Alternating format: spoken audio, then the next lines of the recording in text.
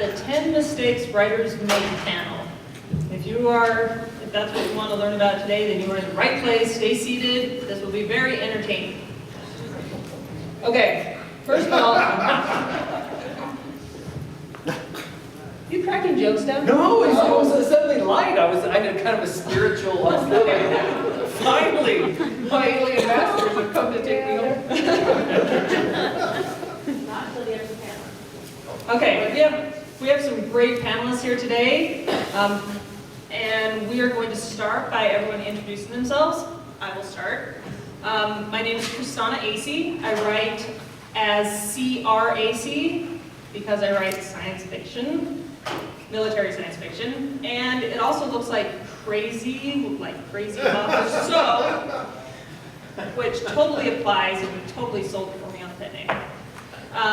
Like I say, I write military science fiction. I debuted my novel in 2014, Heart of Annihilation. It's a military psychological sci-fi thriller. Yay. I've also been, I've also participated in multiple anthologies. I'm a former counterintelligence agent with the U.S. Army, and thus the military stuff really works in my book. So I've been told. And I've made mistakes. Okay, Jean, you're up. I've never made mistakes. Number one, you write military sci-fi, and you're a woman. Yay! Let's hear it. Okay, and I did that before Aaron, because I knew Aaron would probably say that. My name is Jean Stein. I also write under the name of S.J. Harper, and I have two series. I have an Anna Strong Vampire series, and then I have a Fallen Siren series. I'm also in the anthology that we're going to have a panel about tonight, Nightmares Unhinged, at 10 o'clock. So if you can't sleep and you're wandering around the hotel, come find us. My name is Courtney Schaefer, and I write adventure fantasy, the Shattered Sigil trilogy, the first book of which was The White Fire Crossing. And I can tell you right now, already, a mistake that one should not make is to sign with a publisher that is eventually going to almost go out of business. Because they almost did after my second book, and my third book I did a Kickstarter for, and it's just coming out now to finish out the series. So, anyway. My name is Mike D'Ambrosio. I'm from Philadelphia. I've been out here a few times in the past. I look forward to coming out here and seeing everybody out. I have 10 novels out right now. I also adapt them into screenplays. That's kind of my big goal where I want to go with it so far. Is that me? That's me. I'll be good. I'm Aaron Michael Ritchie. I have 3 adult novels out. This is my last one, Elizabeth's Midnight. This is good teenagers. And then I have a story in the Hex Publishers, Nightmares Unhinged. These are bad teenagers. And then I have a series coming out through Wordfire Press called The Juniper Wars. It's cowgirls with machine guns on a post-apocalyptic cattle drive. And Sheila's read a couple of them. Bam. Excellent. Very cool. Now I'm going to have to increase my library immediately, very soon. All right, we are here because we are writers, we are authors, and raise your hand, except for Jean, if you've ever made a mistake. Yes. Part of our process of learning how to write, you can go to school to learn how to write and write well. Most of it is trial and error, emphasis on a lot of error. So we're going to talk about some of the common mistakes that writers make, how to jump those hurdles so you can get past it and move on toward your publishing goals. So first of all, I'd like to go down the line and ask you, what was the biggest mistake? There's going to be dirty laundry air today. What was the biggest mistake you ever made in your publishing career? Go ahead. Well, She's human, she made a mistake. I made one mistake, so I have to admit it. I put a safety on a Glock, and believe me, I heard about it. That's really, I think that's the biggest mistake I made. Besides wanting to be a writer. Sometimes I wonder about that decision. Let's see, there's lots of mistakes I could talk about after you have your book deal, but I'm going to actually say what my biggest mistake was that I made as a writer before I got my books to publishable quality. And it was that I did not have enough tension in my stories. Like agents and stuff would be like, man, I love this is great, it read so smoothly, but I just didn't fall in love. And then I joined a critique group courtesy of Rocky Mountain Fiction Writers, and what the critique group gently taught me, not so gently sometimes, is that every scene needs to have enough tension to keep the reader hooked and keep them going. And when I rewrote it that way after listening to them, that was when I got my agent and my book deal, and that was good after that. So that would be my biggest advice, based on my own mistake that I made before getting published. When you get your first book published, you really need to have a plan, or even right before you get published, figuring out what kind of publisher you want to use. I made a mistake when my first book was published by a medium-sized publisher down in North Carolina. I put a lot of money into the advertising, for my own advertising. I had a commercial made through Fox, and they were running it the whole Christmas season. Well, shortly after, the publisher was bought out by somebody else that didn't do fiction. So needless to say, then I didn't have a publisher, but I had a commercial that cost a fortune. And you run into a lot of things like that. You really have to have a plan, give it time to run. I didn't really do a whole lot of research on the publisher to find out that they were in the process of being bought out by somebody else. So usually you're so excited when you get the first book, when somebody makes you an offer, that you're just you're ready to put the pedal to the metal. But it really helps to have a good plan before you sign with somebody. Where you're going to go before, during, and after. Plan? There's no plan. So are we talking like mistakes, like, I don't know where? Publishing mistakes, writing mistakes, Okay, mistakes to be honest. Just mistakes. Anything. How do you mess it up? Yeah. How I do you kept that screw up clean. royally? You don't curse in the military, right? Never. Never. Never. Or drink. You know what my number one biggest mistake was? My number one biggest mistake, by far, and it's kept me in darkness for most of my life. My number one mistake was I was too afraid to let anyone see what I had written. And I spent 20 years writing, and it was my dirty little secret. Like, my wife would come home, and I'd be at the computer, and I'd slam the door. Like, I'm watching porn. It's just porn. I'm not writing books. It's just porn. Aaron, that is not a secret. He's in my critique group. He practically is in tears every time he submits something. He's so afraid. You look at No, this. I've gotten better. No. That was my mistake. I've corrected my mistake. Now Well, I he's send stuff not every week. pulling out his hair anymore. That's right. Because it's too short to do that, so we can't do that. Okay. Okay, this is a very good topic. Can we expand on this a little bit? Not being able to take a critique is my biggest mistake I made as a new writer, okay?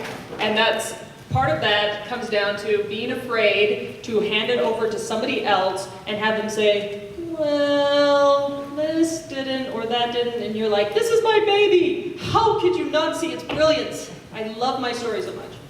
So can we expound on this just a little bit? What you can do to get past this fear of having your writing seen, so that, because having beta readers and alpha readers go through your story is invaluable. You will always love your story. You will never see the mistakes until somebody points them out. So, yeah, go ahead. Having someone critique your work is really important, and even after, I don't know, I think I have 14 books and a bunch of short stories, and even I'm hesitant when I bring stuff to critique group. I just never know. And our critique group's been together forever. I just hide it better than Aaron does. But it's the hardest thing I think you do, especially if you're having your work judged by your peers. Because readers forgive a lot more than your critique group members do.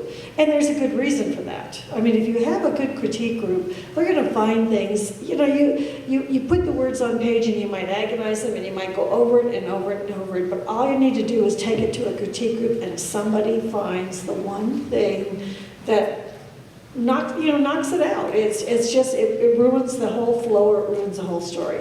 And it's not easy to take, but it's really important. I guess I'm going to say I figure skate is one of my main hobbies, and getting out on the ice in front of a bunch of judges is also very scary. But one thing my coach said to me kind of stuck with me for writing too, and she's like, the judges want to see you do well, you know? And that's also true, I think, of good critique partners. They want to help you get better. So if you think of it not as these people are going to be judging and stomping all over my work, but that they're going to point out the things that if I can fix these, I'm going to make my story better, and I'm going to make it more exciting for more people. Like if you focus on it in a more positive manner, I think that helps get over a little bit of the fear. I think too, it's the quality of your beta readers. You really need to have people that I guess have some kind of understanding of writing. Sometimes what you run into, you can have 10 different people read it and get 10 different opinions. And if you're chasing every single critique, trying to keep changing your story to make everybody happy, you know, you're never going to get done. But at the same time, if you have 5 out of those 10 people are telling you basically the same thing, then you know there might be some merit to it, that it's worth taking a look at. Well, when people ask me, you know, what's good training for being a writer, I generally, well, I'm Catholic, and so the first thing I tell them is whip yourself daily, like with a flog, like the Catholic tale. So that's kind of what you need to do first. And secondly, door-to-door salesman, like selling like encyclopedias or do they still have? They don't have encyclopedias anymore. I don't think so. They hold up a DVD. Yeah. They vacuums, you can still door to door. But what I had to do is just do it. I mean, I had to go through, and it wasn't pretty. And one of the things that I learned is you know, I'm going to write. I'm not just going to write one book. I'm not that kind of an author. And so I kind of got perspective on if I take something critique group, or if I'm working on a project no one likes, you know, it's the project, not me, and it's that, and it doesn't have to be perfect, and I can kind of go on to the next one, or I can kind of tweak it, or just really it's thickening the skin, and that's really, and so whenever my skin has been thickened, so, but it's hard, it's brutally hard, but it's something that the more you do it, the better you get at handling the rejection and the pain. That's why whipping and door-to-door salesman. Okay, so how do you discover that you are making a mistake, let's say outside of critique groups or maybe inside of critique groups? How do you finally convince yourself that, oh, that thing I've been doing that I love to do with all the commas is wrong? How do you accept your mistakes and learn from them, I guess is what I'm trying to say. That's probably one of the hardest things, but I think what this gentleman said is that if you have a critique group of 6 people and 5 people say, this part doesn't work, or I tripped here, or this just doesn't flow right, then you can pretty well be sure that you got a problem. So, and at that point, it's really up to you whether you want to change it, because let's face it, it's your story. It is your story, and sometimes your critique partners aren't always right. But if 5 out of 6 say this is a problem, then you probably should accept that it's a problem. And sometimes it's not always about fixing it the way they say. They're saying there's a problem. You need to find out how to fix it, because we all think there's a problem. Right. I think for me, I found too that it was kind of hard sometimes for things to sink in when people were saying about my work, but what would happen was when I was critiquing other people's work, I would see the same error and it would stand out much more to me in someone else's work, and then I would understand what those people had been trying to get at in my own work. So that's why I think it's not just having your own work critiqued, but going out and critiquing other people's work that will help you as a writer. It really helps the lessons kind of sink in, and you can see it much better in somebody else's work than your own. I found too, by reading other successful authors, reading their books, seeing how they handle different problems. You know, how do you balance dialogue versus your action, things like that. When are you saying too much? When you aren't saying enough? Are you too descriptive? And things like that. I find if I go and I read, you know, 2 or 3 different novels from really good writers, a lot of times that'll fall into place, and then you can kind of see where you stand. You know, like the comments, things like that. You know, how do other people handle it? How do the publishers handle it? That type of thing. What's the standard? A lot of times, the way people like to write, they kind of make their own standard and wing it as they go, and then you find out later, well, it's unprofessional because it's not really done that way. Well, now you just finished your whole book, and you find out, well, this isn't right, and sometimes it could really be a crush, because it's, you put a lot of heart into it, a lot of work, and the last thing you want to have to do is go back and rewrite it because of something, especially a technical aspect. I got tired of writing books no one could read, and it was very clear, and I didn't really understand page count, so I figured, like word count, so I figured 150,000 words is about right. It's about good. It's not. It's about. It's an epic if it's 150,000 words. Amen. Publishers do not like to take a chance on that. That's 176. 176. Bam. Boom. So, and so when I would write, and then I would also, one of my mistakes I love to make was the more characters, the better. So 150,000 words, like 12 major characters. And then, like, going through life, I'd like watch a Nova episode on, like, polar bears, and I'd be like, dude, I should put polar bears in my book. And I would, like, suddenly have, like, polar bears in Jerusalem. Because it's epic. And so, and I got tired of no one could read. I'd give my books to people to read, they couldn't read them. And I would be like, Philistines, they just don't understand. and then it was really, in order to be an author, you have to kind of embrace the paradox. You have to be, and this is a Chuck Wendig, I'm a Chuck Wendig fan. He has a great blog called Terrible Minds about writing. And he talks about you have to like the arrogance of the gods to be able to create. And then you have to have the listening skills of a mild servant. Yes. Gene, I will change my book and drop that one character. Or I'll cut my book in half.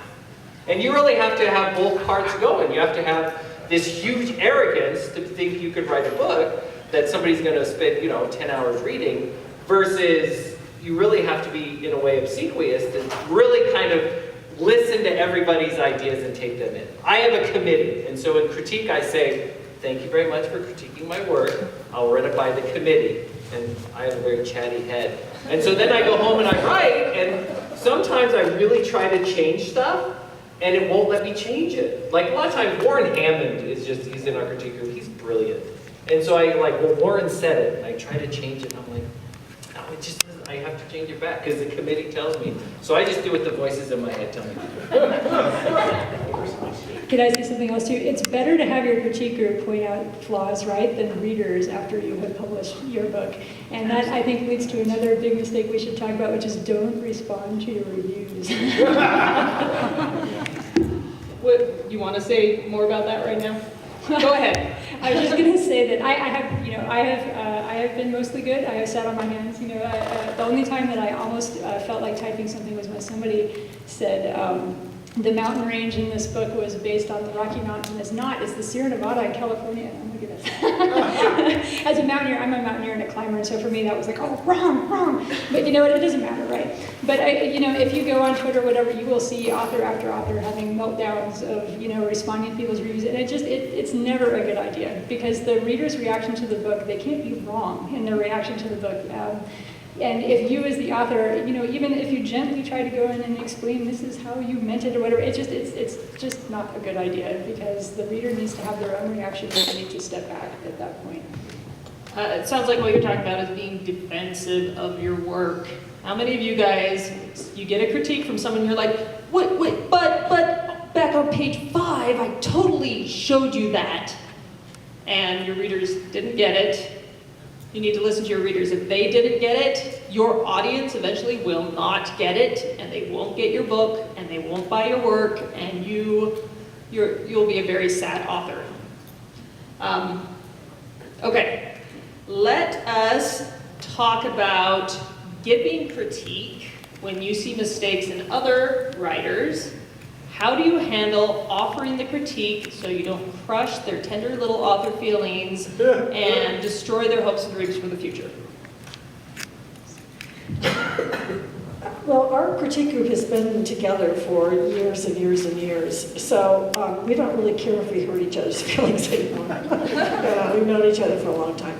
But I don't know, Erin, do you, we don't pussyfoot around usually in our critiques, and It kind of sounds like you're saying find people you can trust. absolutely. Yeah. And it's taken us a long time. It's taken us a long time to find the critique group that meshes the way ours does, and that's really important. But so we also know each other well enough to know that the critique in what spirit the critiques are offered. So we know that they're offered in the best spirit, and there's no pettiness, except sometimes with Aaron. I get petty. But basically, and Mario Acevedo is also in our critique group, so if any of you know Mario, you know, most of the time he comes up with the damnedest things. It's just like, okay, we'll just... We pat Mario, he told me his name was really pronounced Mario, after knowing him for 20 years, he finally told me I was pronouncing his name wrong. It's Mario Acevedo. So, but to get back to the question, I think when you get with a group of writers that you can really trust, and you're critiquing them too, so it's not one way. It's not like they're just, you're turning pages over to them and they're, critiquing you, tearing you to shreds. You're also critiquing them. But the most important thing is to find a critique group that whose writers are on either the same level that you are or a higher level. We have closed our critique group because we're all writing kind of at the same level, and as much as we like to mentor writers, it's starting all over from scratch a lot of times. So we have a closed critique group. But if you can find a group of writers, and Rocky Mountain Fiction Writers is an excellent place to start to look for a critique group, because they have lots of critique groups out there available. Once you get comfortable with your group, you trust what they're saying and they trust what you're saying, because you all have each other's best interests at heart, and that's what's important. But before you get to the trust point, I think the positive sandwich method of critique is very useful, where you say, you start off with the things that you liked about the story, and usually, even if you have to really hunt, boy, you use periods really well. You can start off with something good, and then you can explain your concerns, and again, you need to explain your concerns in a way that make it clear you're talking about the story, not about the person of the author. Like, you don't say, boy, you were dumb for doing that. You say, I didn't feel that this character, I understood their motivation for whatever it is. Like, make it clear that your concern is with the story, not the person. And then, again, finish off with something that you liked about it. And I had to do critiques for the part of the Kickstarter that I ran for my third book. I offered critiques, 50-page critiques or 10-page or something like that, to people. And I had some pretty new writers take me up on that. And I tried to be very careful to make sure that I pointed out what I liked about the story, because they had some great ideas in their story. And they had many good things about the writing, and they also had things that needed help. But people will hear the things they need help more if you're able to also articulate the things that really work for you about the story. One of the things that's helped me is having publishers that like to read your stories. For instance, I've had 3 different publishers, and the one, when I started writing my horror series, Night Creeps, she read it and she says, it's really good, but it's very disturbing. And I was like, well, what do you mean by disturbing? And she goes, well, it's quite graphic. So I thought about it, and I went back and read it, and sometimes you can put too much of something into it. So I actually did, go and retract some of the things and change them up a little bit. But, if the publisher, is probably as good a source as any for somebody that's going to critique your work. But a lot of cases you have a publisher that maybe they don't have the time to read it, or they might have, like the editor might, or there might be somebody else they have that'll read it for them. But it's nice when the actual publisher will read it and critique it for you, because you're going to get first-hand information now. Just if we're giving critiques, generally you want to avoid the words "you suck," or "why do you hate the English language," or you know, you just want to be nice. And the sandwich method. That's what. And I give people, do you want? Because a lot of time people, kind of newer writers, give me stuff to read, and I say, do you want me to give you the Kung Pao chicken version, or do you want me to kind of, you know, give you more gentle? Because, you know, you get yourself looked at, especially by people in the industry, agents and editors, and it's brutal. And I can do that kind of brutal critique, but I don't like to. I don't like to critique at all. I'm a terrible critiquer, too. Just terrible. It's not true. I am. I'm terrible. I'm sure you're awesome. Well, don't go Okay. that far. Oh, I just feel like I'm sure you're I read adequate. Gene's stuff, and I'm the worst critiquer because I attack the big stuff, like little word stuff I don't care about, but like Gene stuff. Why is there a polar bear? You should put polar bears in it. Sometimes it helps to know your critique partner's publishing goals. I have met people who like to write. They like to write stories that they don't ever want anybody to read. They have no aspirations of getting published or anything like that, and that's fine. You need to know people's publishing goals. If their publishing goals are with Scholastic or Tor or one of these, then they should probably get some of the harder critiques. What really works in my critique group, when we send out a submission to each other and we say exactly what we want from our critique partners. Say, I am looking for the overall story arc. I'm not looking for grammar or punctuation. I don't need that right now. Or when you get to the point where, listen, it's really tight. If I toss things up too much, I'm going to have to rewrite the whole book. All I'm looking for is grammar and punctuation. Don't tell me anything else. And then you can give them exactly what they're asking for, that will help them on their particular story when they need it at that time. Yeah, it saves time too. It saves time both for you and, when you know something like that too, it saves time. You're not wasting your time laboring over story arc when that's done in the writer's mind. What they want is help with punctuation or grammar or dialogue or something specific. Unless there's something so glaring like the polar bears Yeah. that it needs to be addressed. And maybe, couch it in the nicest way possible and talk about how it's only your opinion. But you really, our whole goal as critique partners and writers is to help other writers be successful. So find what they need. Sometimes you can get off on being harsh on your critique and it makes you feel better about your own lousy writing. But you want to help your fellow authors succeed. Okay. Let's talk about your biggest pet peeves that you have seen in other people's writing that makes you put down that book and not read any further, because none of us want to write that book, right? Okay. I think what bothers me most about books that I read is if the book starts with a lot of backstory. If I pick up a book and open it and I've got 10 pages of backstory about who the people are and how they came to be here and what's going on, that's not, that doesn't catch me. And I still do it occasionally, but again, that's when I need people like Erin to say, cut that whole shit out, because you don't need that. This is where the story starts. So starting the story with the action and then letting the backstory work in as the story progresses, because it will. You'll have opportunities to do it. Arrive late to the scene and leave early. That is the thumb Exactly. rule. That's beautiful. That's it. I'm a forgiving reader and a fast one, so I don't often put down a book, but the things that I find the most frustrating when I read a book is people being lazy with tropes, I think, especially in ways that can be offensive, not necessarily to me, but to other people. An example would be, you have a villain and you want to show he's really bad, so you just show him raping somebody,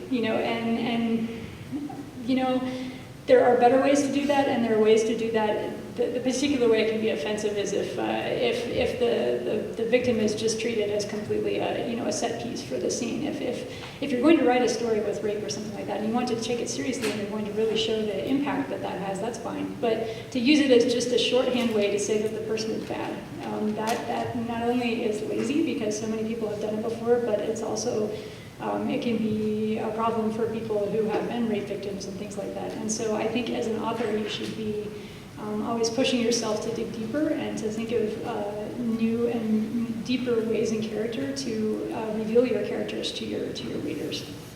Always be conscientious of your audience. I think along with a nice hook at the beginning, it really is important to, like what Courtney said, you want to be different. You don't want to use the tropes. And you can find different ways that really can make somebody seem despicable. And there's things you can think about, like I just want to push the old lady in front of the bus type of thing, instead of somebody sitting with a knife and carving out their heart. Like I said, there's so many different ways of doing it. And as writers, we really need to be creative because we want to be different.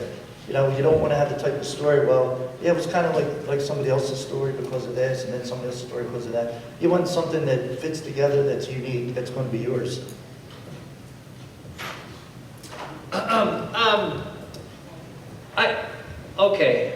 I really liked watching Jerry Springer. I don't watch Jerry Springer. Who here liked watching Jerry Springer? Is it even on? I really like Jerry Springer because I like watching people fight. And I like conflict. And I like not knowing what's going to happen. And so reality TV shows, I don't watch them because there's so much good TV on, I just don't watch them anymore. But I really like the way the reality TV shows really do a good job of the hook, conflict, and then so they can do all the commercials. They milk that unknowing, right? Will Chad be physically removed from this panel, right? I want to see it. I want to see, right? Try it, Richie! see, it's happening right now. Try it right now! So I love that. So if I pick up a book and there's no hook and there's no tension and there's no conflict and I kind of can guess, or there's not even any story questions that they raise. I really like story questions. And I like even cheap story questions, right? Stephen King. I love Stephen King, but he's cheap. And he does cheap, gimmicky things that I love and I do in my own writing. Even though my editors say that's cheap, and I say it is cheap. Because I'm a cheap man. So I need conflict, I need a story question, I need suspense, I want mystery, and I want to, if you can keep me turning the pages, I'll keep going. But if nothing is happening if there's nothing happening, or if there's just big fight scenes, like Transformers, those Transformers movies. That's all you have is giant robots fighting. That's all. I fall asleep. And I like giant robots. Flowbots? It's a band. I like giant robots fighting, but if there's no mystery or conflict, who cares? My pet peeve kind of goes along those lines is anything gratuitous that doesn't move the story along. I love writing violence also. I write military and there's lots of violence in it, but it's not gratuitous. Every point of violence in my story moves it along. Same goes for sexual content or goes for language. If you're just doing shock value, if you're trying to hook your audience in a cheap way by putting a sex scene at the beginning of the book or something, that's not a story. That's, it's not the type of writer you want to be. You want to make sure everything, the rule of thumb is your story is king. If it does not support the story you're trying to tell, then you need to be so brutal and eliminate it from your book. Okay, I was waiting for somebody to ask me a question. Never mind. Okay.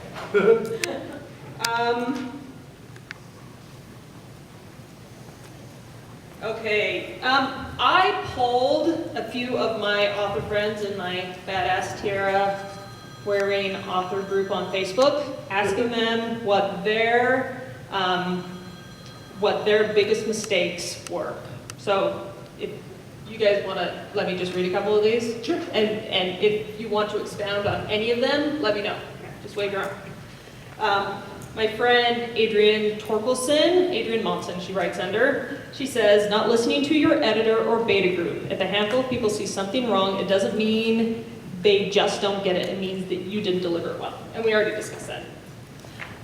Jennifer Grayson says, allowing myself to get distracted, either at the end of a project to deviate away from the next shiny when I should be writing what's selling or working to create depth. Or during a project, not finishing it. Can I say something about that one? I would also say the biggest problem that probably writers on deadline make is they spend too much time talking about writing on Twitter and social media instead of actually writing. And we all do it. Butt in writing chair, fingers on keyboard. That's how books are written, one word at a time. Yeah, and I had made some notes too about pet peeves, and that is a big one. Starting projects and not finishing them. It's so easy to do, but that's going to kill you every time because you have to finish what you start. You have to remember Robert Heinlein. No, you finish what you start and you submit what you finish. Yes. So I would spend years polishing novels and then not sending them out to anybody, not doing it and then going on to the next one. Yeah. So submitting, always have something in the mail. Writing gets really hard. At some point in the novel you're writing, it is going to be brutally hard. You are going to hate it so much that you're going to say, ooh, but I had this great idea for this new book that's going to be way better than the one I'm working on. And you jump over and it's chasing the shiny object. And you go over and work on that. Writing is persistence. You have to continue on through the really, really hard times where you hate it so much to get to the end so that you can polish it and create a finished product, because it is so easy to just jump to the next one. You guys have anything? Okay. Jennifer Grayson also said editing too much. I made this one early on and spent too much time on a single project. It becomes an issue of ROI. What is that? Return on investment. Return on investment, that's it. Sure, it can always be better, but it's marginally better versus putting out an entirely new work. I was just going to say, on the flip side of that, though, a mistake that I see writers also making is counting on your publishing house to do editing. Because these days, editors being so overworked and what they are, I've talked to numerous professional authors that have books at the big houses, and all they get back from their editing is something like, could you please cut 20,000 words? And that's it. And now there are people who get great editing from their editors out there, but this is again why a critique group is so important, because you cannot count these days on the editor, no matter how large the house, to actually edit your book. You need to have that done yourself. And it's great if your editor also does that, but be prepared. Right. And it's a really fine line between I really want to make this book so good that nobody can reject it, and saying, okay, it's time for me to start on something new. So you can work for 10 years on one book and never get it published, or you can start on something new. You should give it your best shot, learn from it, and then move on to the next one. But finish it before you move on. There's one thing I want to say on that. When you start making changes, there's something called the ripple effect. And sometimes you wind up making more problems than you're solving. Yeah. Especially in your beautifully crafted ending that no longer works.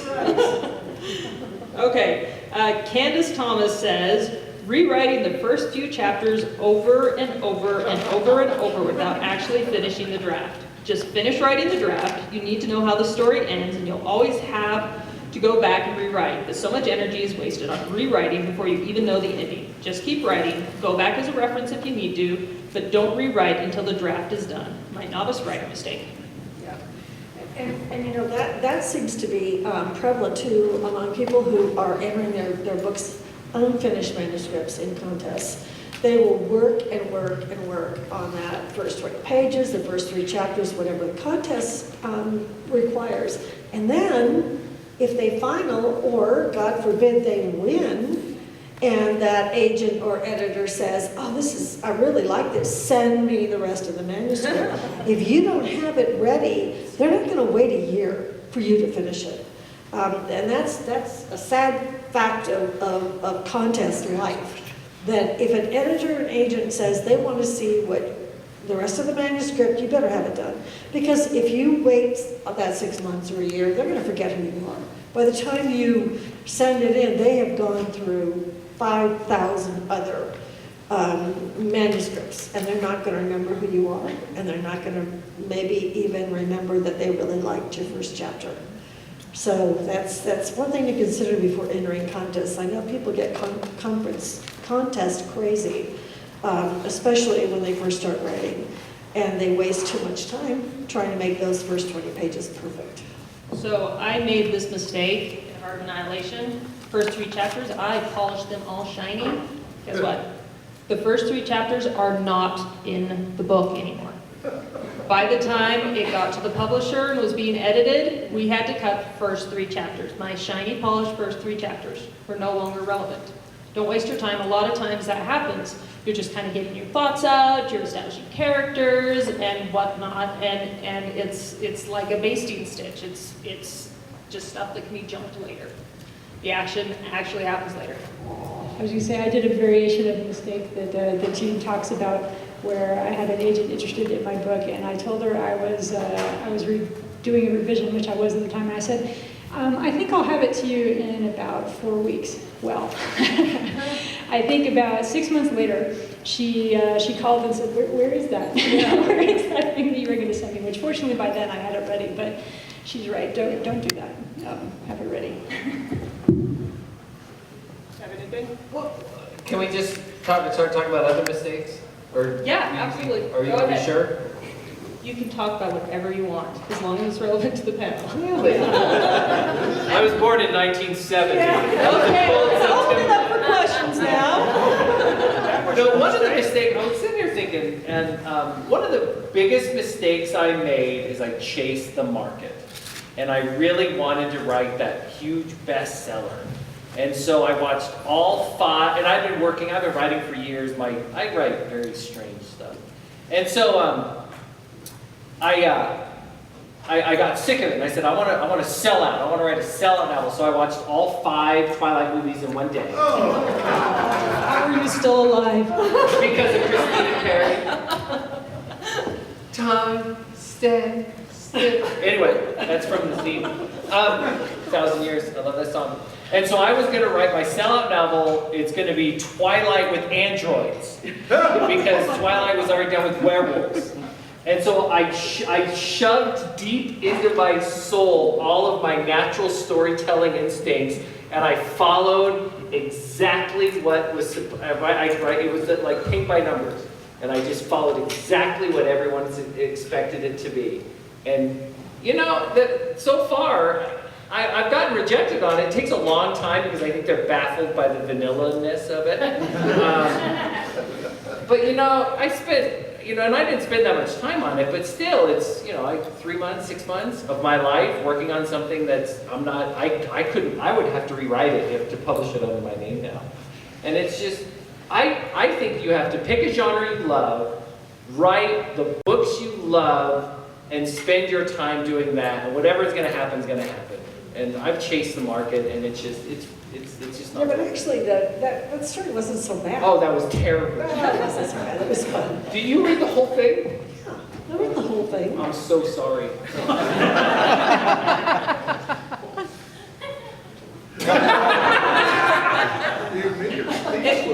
If you are chasing the market, by the time you arrive and finish your novel, that market is passed. If you want to be the next Hunger Games, if you want to be the next Harry Potter, by the time you finally finish that novel and it gets into the hands of publishers, they're like, yeah, I've got like 50 of those. I don't need another one.